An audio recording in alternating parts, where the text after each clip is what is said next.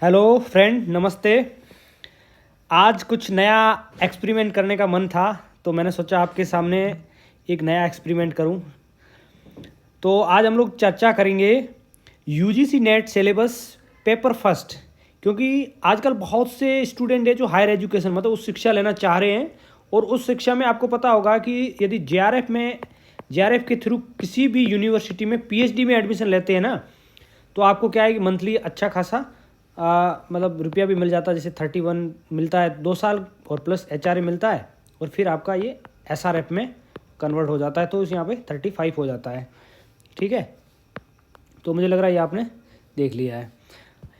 ये एक बेसिक चीज़ें हैं जो मैं आपको बताने जा रहा था कि जेआरएफ क्या होती है। और जेआरएफ से क्या है कि आपको फैमिली पे डिपेंडेंसी नहीं रहती है। और दूसरे में क्या है कि आप जेआरएफ करने के साथ में बहुत से स्टूडेंट ऐसे होते हैं जिनको क्या है कि यूपीसी करना होता है, या फिर एकेडमिक भी ठीक ठाक कर रहे हैं, ठीक है, और प्लस घर वालों से पैसा नहीं लेना पड़े। तो ऐसे में ये जेआरएफ बहुत ही अच्छा ऑप्शन है, आप लोग भी इसको कर सकते हैं। और मेरा प्रयास है कि इसमें मैं आपको फर्स्ट पेपर के बारे में अच्छे से डिटेल में दूं। और मैं शुरू से ही पॉलिटिकल साइंस से रिलेटेड कुछ बेसिक वीडियो डाला था, और अब मेरा प्रयास है कि आपको फर्स्ट पेपर के बारे में बताऊं और फर्स्ट पेपर में आपको कैसे क्लियर करना होता है, क्योंकि मेरा भी जेआरएफ भी है और नेट भी है। जेआरएफ मेरा पॉलिटिकल साइंस से है और एक नेट भी है मेरा, मतलब 3-4 बार नेट किया हूँ मैं आईआर से, क्योंकि आईआर में सीट्स कम होती थी जेआरएफ की, तो इसलिए मेरा आईआर से जेआरएफ नहीं है, पॉलिटिकल साइंस से जेआरएफ है। तो मैं चाहता हूँ कि आपको पॉलिटिकल साइंस के वो बाद में वीडियो बनाऊंगा, इससे पहले कि मैं आपको फर्स्ट पेपर के बारे में बताता हूँ कि किस तरह से आपको फर्स्ट पेपर तैयार करना है। तो फर्स्ट पेपर में 50 सवाल है, तो 50 क्वेश्चन है। 50 क्वेश्चन में क्या है कि 5 क्वेश्चन प्रत्येक सेक्शन से हैं, यानी टोटल 50। तो अब देखते हैं पहला सेक्शन, राइट। पहला सेक्शन क्या है? पहला सेक्शन है टीचिंग एप्टीट्यूड। टीचिंग एप्टीट्यूड का मतलब होता है कि कि एक टीचर्स है वो कैसे स्टूडेंट्स को, स्कॉलर को पढ़ाते हैं, उसमें कौन कौन से मेथड यूज करते हैं, और वो किस तरह का रिसर्च के लिए होता है, क्या उनके ऑब्जेक्टिव होते हैं, मतलब क्या उद्देश्य होता है, और किस तरह का वो मूल्यांकन करते हैं, जैसे है ना इवेल्यूएशन सिस्टम। ये पहला यूनिट है, बेसिक यूनिट है।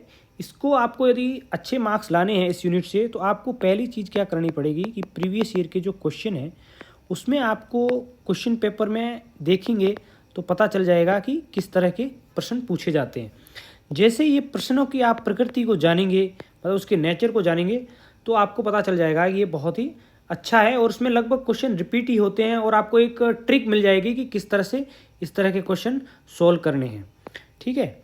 और यदि कोई हमारे स्टूडेंट बहुत से ऐसे होते हैं, जो मैं भी गांव से ही आता हूं, तो गांव में क्या होता है कि लोगों को ऐसा लगता है कि जो पढ़ाई है वो केवल किताबों से होती है, लेकिन आजकल यूट्यूब पे इतने वीडियोज़ हैं, इतने मटेरियल अवेलेबल हैं, तो आप वहाँ से कुछ भी हो आप सर्च करके डाउनलोड कर सकते हैं, ठीक है। तो यदि किताब की ज़रूरत हो ना, तो किताब एक साहित्य पब्लिकेशन की किताब आती है, ठीक है, साहित्य पब्लिकेशन। वो किताब काफ़ी हेल्पफुल है फर्स्ट पेपर के लिए, उसको आप पढ़ सकते हैं। ये हिंदी में भी है, इंग्लिश में भी है, ठीक है। तो ये आपका फर्स्ट पेपर है। इसमें आपको देखा होगा कि टीचिंग सपोर्ट सिस्टम क्या होता है, इवेल्यूएशन सिस्टम है, इसमें यही है कि क्रेडिट सिस्टम। इसमें बहुत से ऐसे सिलेबस है जो क्वेश्चन नहीं पूछे जाते हैं। और एक चीज़ बहुत ध्यान देने योग्य वो ये है कि जैसे ये स्वयं लिखा हुआ है, स्वयं प्रभा, ये MOC, ये क्या है, गवर्नमेंट की अभी ऑनलाइन मेथड है। तो आपको इस पेपर में क्या करना है कि ये जो सिलेबस है, सिलेबस के साथ ही साथ आपको गवर्नमेंट की जो रिसेंट पॉलिसीज़ हैं मतलब प्लान है हायर एजुकेशन में, उसको भी आपको ध्यान में रखना है, ताकि आपको ये रहेगा कि ये इस पेपर से कोरिलेट करते हैं। और जो पेपर बनाने वाला होता है, जो इंस्टीट्यूशन, उनका भी फोकस ये रहता है कि स्टूडेंट्स केवल सिलेबस तक लिमिटेड नहीं रहे, उसको ये भी पता रखना चाहिए कि नया नया इनोवेशन क्या होता है। उस इनोवेशन से क्या होगा कि जो आपके ट्रेडिशनल मेथड है, मतलब जो हमारा ट्रेडिशनल पढ़ाने का, सोचने का मेथड है, उससे हम लोग कितना उसको अपडेट करते हैं, ये एक एग्जामिनर का फोकस रहता है, ठीक है। तो ये हो गया फर्स्ट पेपर, फर्स्ट यूनिट। अब हम बात करते हैं सेकंड यूनिट। सेकंड यूनिट क्या है? सेकंड यूनिट में आपको देखना है कि रिसर्च एप्टीट्यूड। रिसर्च एप्टीट्यूड मतलब आप रिसर्च कैसे करें।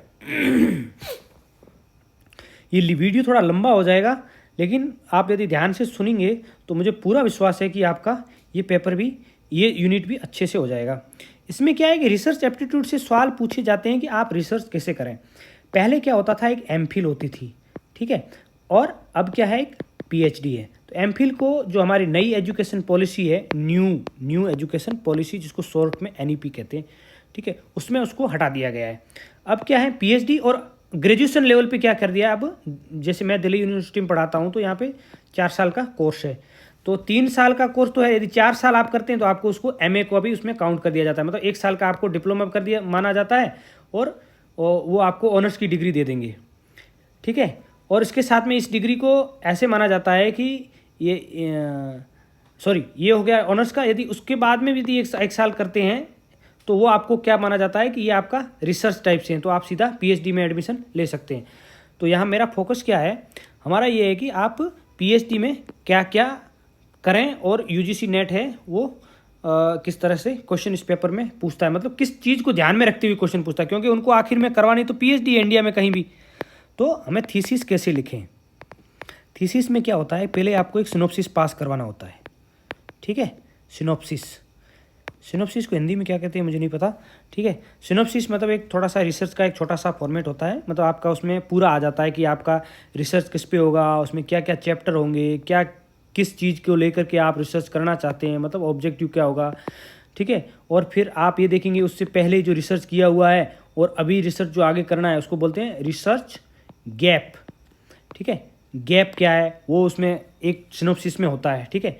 और इसके साथ में और क्या क्या चीज़ें होती हैं, इसमें होता है एक जो आप उस रिसर्च करेंगे उसमें क्या क्या आप रेफरेंस देंगे, मतलब हिंदी में जिसको कहते हैं संदर्भ सूची, मतलब क्या क्या आप संदर्भ देते हैं। और संदर्भ में भी 2 तरह के संदर्भ होते हैं, एक होता है प्राइमरी सोर्स, ठीक है, और एक होता है सेकेंडरी सोर्स। प्राइमरी मतलब जो भी ओरिजिनल काम हुआ है या किसी गवर्नमेंट इंस्टीट्यूशन से आप डेटा ले रहे हो, प्राइमरी में होता है। फिर उस प्राइमरी सोर्स को किसी सेकेंडरी, जैसे मैंने पीएचडी किया, आप मेरे को रेफरेंस देते हो, मेरा यदि कहीं कोट करते हो मेरी पीएचडी का, मेरे रिसर्च पेपर का, तो वो आता है सेकेंडरी सोर्स में, तो ये आपका हो गया रेफरेंस का, ठीक है। ये एक एक्स्ट्रा जानकारी हो गई।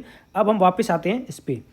इसमें क्या है, method of research, experimental, descriptive, historical, qualitative और क्वांटिटेटिव। ये क्वालिटेटिव और क्वांटिटी आपको नाम से पता चल गया होगा, क्वांटिटी मतलब डेटा वगैरह यूज ज़्यादा होता है, और हिस्टोरिकल मतलब हिस्ट्री, उसका बैकग्राउंड वगैरह, आप किस तरह से हिस्टोरिकल मेथड यूज करते हो, ये सब होता है। एक्सपेरिमेंट मतलब आप सर्वे करते हो कहीं केस स्टडी जाके। फिर क्या है, स्टेप ऑफ रिसर्च, और आगे क्या, thesis and article writing, format और स्टाइल ऑफ रेफरेंसिंग। रेफरेंसिंग मैंने आपको बता दिया कि कैसे होता है, ये रेफरेंस क्या होता है। अब मैं आपको बताऊंगा कि रेफरेंस कैसे देते हैं, वो भी बताऊंगा। फिर बताऊंगा रिसर्च एथिक्स क्या होता है, और एप्लीकेशन ऑफ आईसीटी रिसर्च क्या होता है, ये भी मैं आपको बताने का प्रयास करूंगा, ठीक है। तो अब मैं वापस आता हूँ किस पे आता हूँ, थीसिस पे।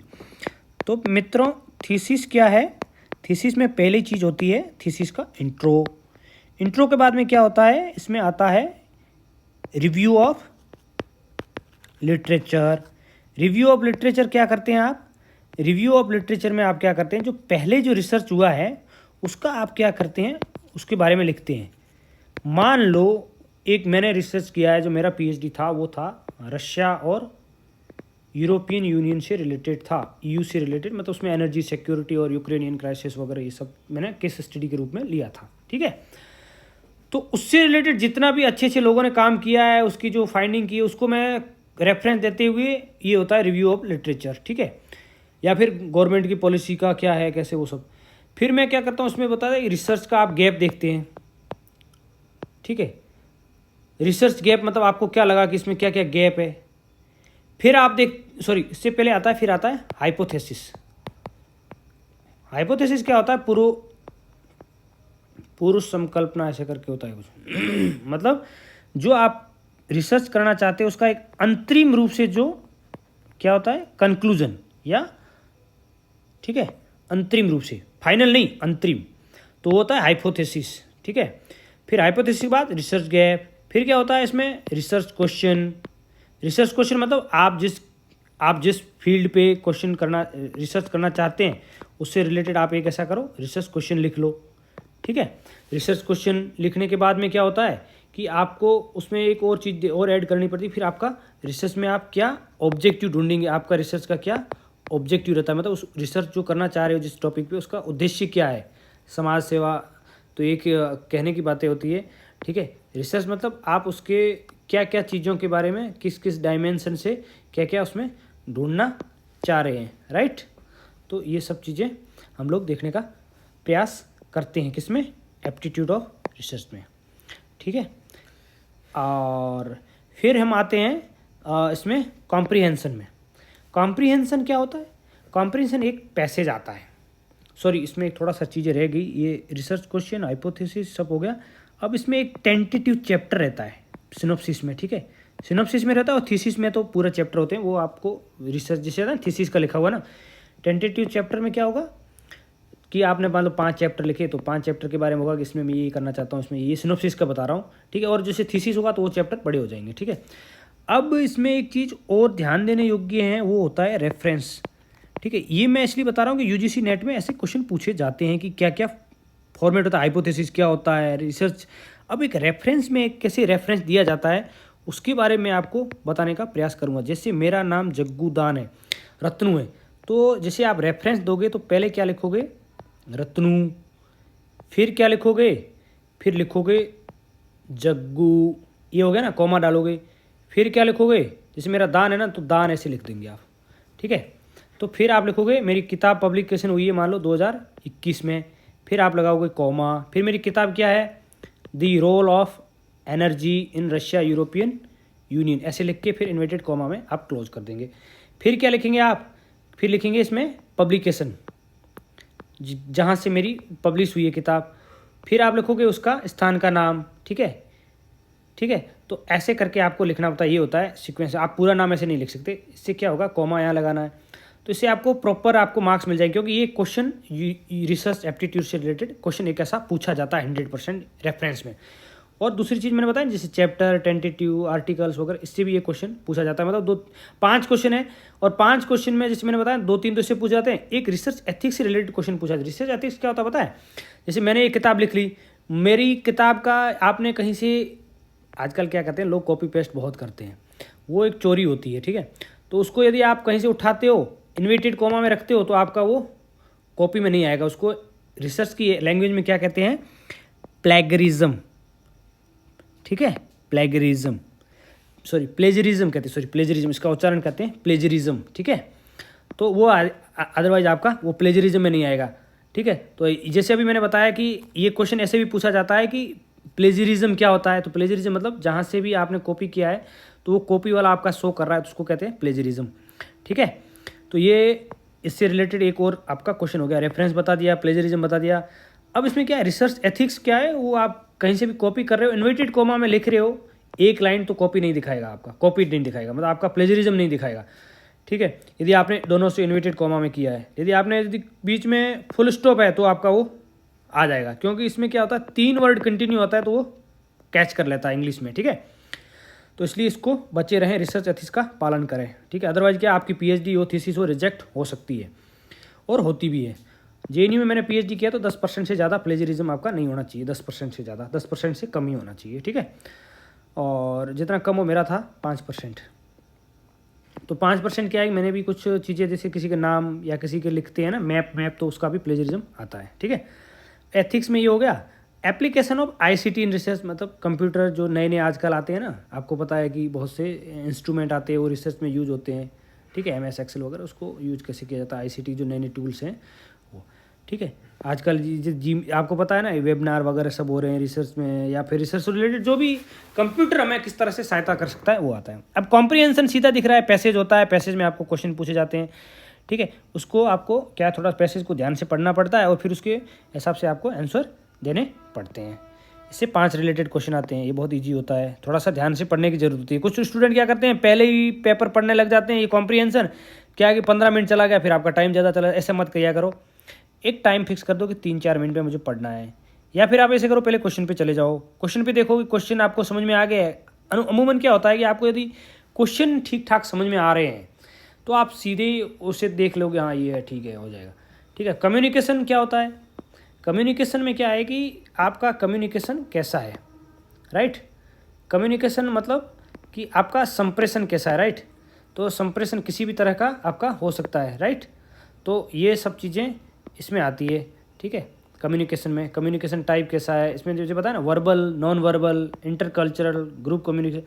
मतलब आप क्लास में पढ़ा रहे हैं तो क्लासरूम कम्युनिकेशन हो गया। ग्रुप में यदि आप गोल घेरा बना के पढ़ा रहे हो इधर उधर तो वो हो गया, ठीक है। वर्बल मतलब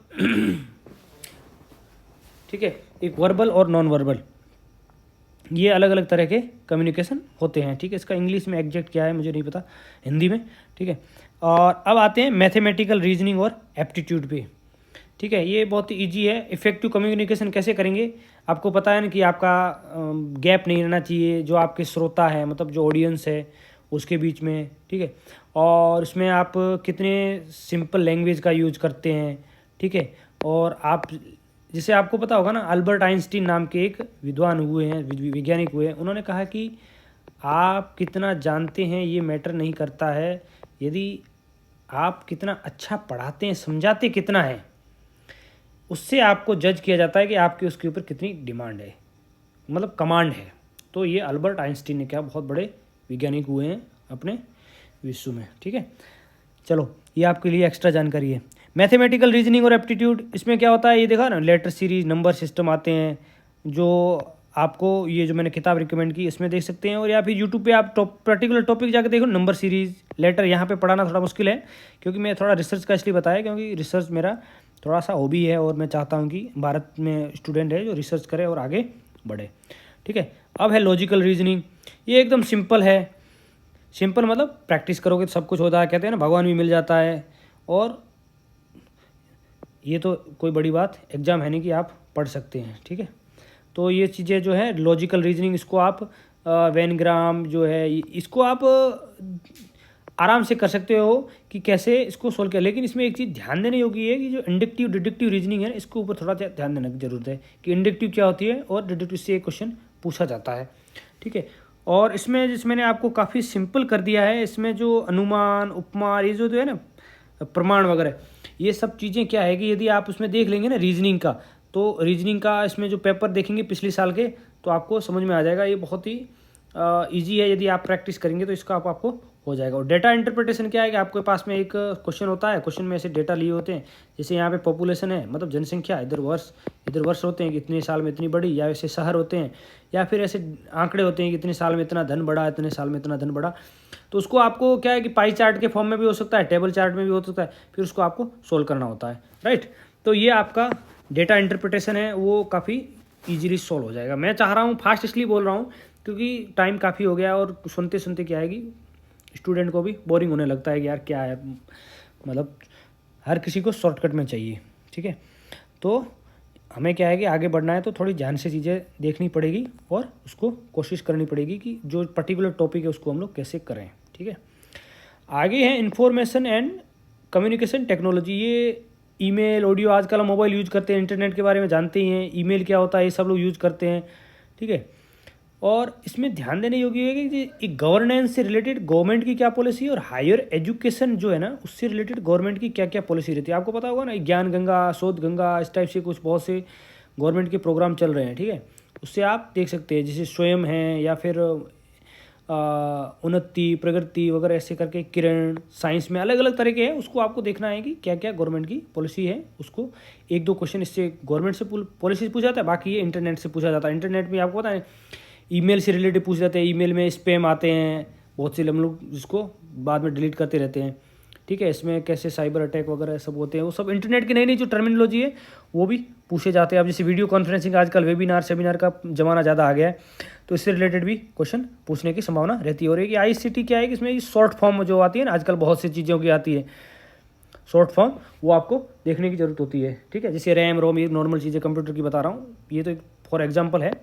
तो इससे बड़े आपको एग्जाम्पल देखने में, जैसे PDF की फुल फॉर्म क्या होती है, ये सब आपको इसमें पूछने की संभावना रहती है, ठीक है। ये तो मैं बेसिक बता रहा हूँ, वो क्वेश्चन थोड़ा सा उसका आप नेचर इस सेक्शन का आप देख सकते हैं कि क्वेश्चन किस तरह से पूछे जा रहे हैं, ठीक है। इसमें नई नई जो टर्मिनोलॉजी गवर्नमेंट की या कुछ है वो आपको देखनी होती है। अमूमन ऐसा होता है कि जो जो चीज़ चर्चा में रहती है वही क्वेश्चन पूछा जाता है, ठीक है। अब क्या है, पीपल डेवलपमेंट एंड एनवायरनमेंट, ये ऐसा सेक्शन है कि इस पर आप 5 क्वेश्चन होता है एनवायरनमेंट का। यदि आप यूपीएससी की या नॉर्मल कुछ तैयारी कर रहे हैं, या आप एनवायरनमेंट तो आजकल एक कंपलसरी बना दिया है, तो नॉर्मल सवाल तो आप सही कर लोगे, जैसे ओजोन से रिलेटेड क्वेश्चन आ गया, ठीक है। और या फिर क्वेश्चन आ गया पोल्यूशन क्यों होता है, पोल्यूशन भी काफ़ी टाइप के होते हैं, जैसे विंड, सोलर, ये एनर्जी है जो आजकल इस पर क्वेश्चन पूछते हैं। गवर्नमेंट के क्या क्या टारगेट है, अभी गवर्नमेंट क्या ध्यान दे रही है, सोलर पे ज़्यादा ध्यान दे रही है, ठीक है। और ये एक्ट है, एक्ट के बारे में एक आध क्वेश्चन पूछा जाता है। आजकल आपको पता है ना कि गवर्नमेंट इस पर ज़्यादा ध्यान दे रही है, इन्वायरमेंट से रिलेटेड, है ना। तो इससे एक क्वेश्चन पूछा, जैसे ये आजकल है ना, ये कॉप ज़्यादा चल रहा है ना, कॉन्फ्रेंस ऑफ पार्टीज़, ठीक है। तो इसमें क्या क्या इशू है, जैसे सोलर अलायंस इंडिया इसका लीड कर रहा है, ठीक है। ये आप एक विजन आईएएस करके आता है, उसका 365 टाइटल है, उससे रिलेटेड आप इन्वायरमेंट का कुछ चैप्टर है, उसको आप डाउनलोड कर लेना, गूगल पे इजीली अवेलेबल है, और ये आपके काफ़ी मददगार साबित होगा। मुझे पूरा विश्वास है कि आपके 5 में से 5 क्वेश्चन सही मेरे हुए थे, इसलिए आप भी वहाँ से डाउनलोड कर सकते हैं। ज़्यादा आपको इधर उधर देखने की ज़रूरत नहीं है, एकदम सटीक तैयारी और एकदम निश्चित परिणाम, ठीक है। अब बात करते हैं हायर एजुकेशन। हायर एजुकेशन एक ऐसा सब्जेक्ट है कि इसमें institution of higher learning and education in ancient India, ये ऐसे हैं कि इसमें क्वेश्चन गवर्नमेंट पॉलिसी एक पहला चीज़ आ गया, इसको देखना पड़ेगा। बाकी एक हायर एजुकेशन का क्या उद्देश्य होता है, फिर आप देखेंगे कि एंशिएंट इंडिया में कौन कौन से हमारे इंस्टीट्यूशन रहे, जैसे आपको पता ही होगा नालंदा, करमशिला, ये सब। इससे रिलेटेड क्वेश्चन पूछने की संभावना रहती है, लेकिन उतनी ज़्यादा नहीं रहती है। लेकिन अभी के जो इंस्टीट्यूशन है, या फिर अपन उसका हिस्टोरिकल थोड़ा सा देख लें, जैसे कोठारी आयोग, उसके बाद अभी जैसे नैप बनी है, तो नैप को बनाने में तो बहुत से थिंक टैंक, पॉलिसी मेकर्स और हम जैसे स्कॉलर, आप जैसे लोगों ने भी सुझाव दिया होगा, उसको भी कंसिडर किया होगा। लेकिन इससे पहले एक सुब्रनीम करके कमेटी बनी थी, उस कमेटी ने अपनी रिकमेंडेशन दी थी, जो फाइनल कमेटी बनी उसके ध्यान में रखते हुए ये हमारी नैप पॉलिसी जो आई है, ठीक है। तो मुझे पूरा विश्वास है कि आपने ये वीडियो ध्यान से देखा होगा, और ये आपके 50 क्वेश्चन में से लगभग मुझे विश्वास है कि 40+ ईजिली सही हो जाएंगे, यदि मेरे अनुसार आपने पढ़ा है तो।